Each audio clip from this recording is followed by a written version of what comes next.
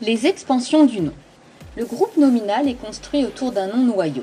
Il peut se réduire à un nom ou nom plus déterminant, mais il peut aussi être étendu grâce aux fameuses expansions du nom. À quoi servent les expansions du nom?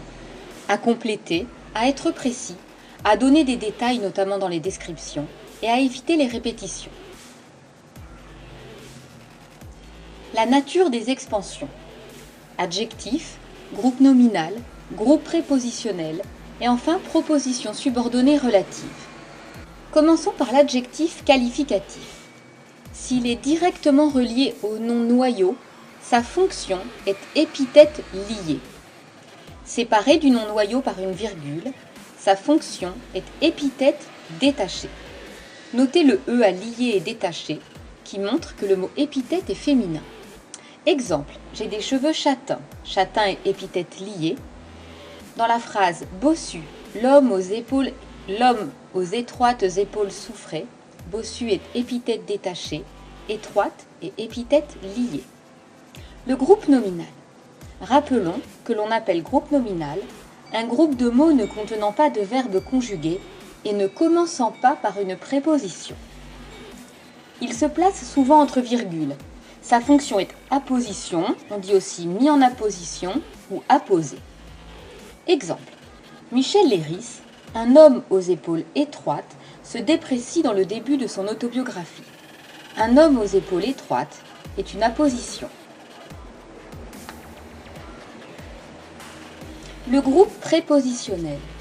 On appelle groupe prépositionnel un groupe de mots sans verbe conjugué et commençant par une préposition. Je vous rappelle quelques prépositions. Adam part pour envers, avec, de, sans, sous, chez, sur, etc. Et je vous ai noté la phrase mnémotechnique qui vous permet de vous rappeler des prépositions.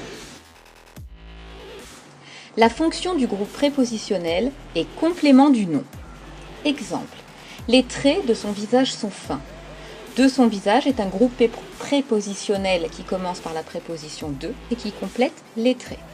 Sa dent en or n'est pas élégante. En or est un groupe prépositionnel, complément du nom dent.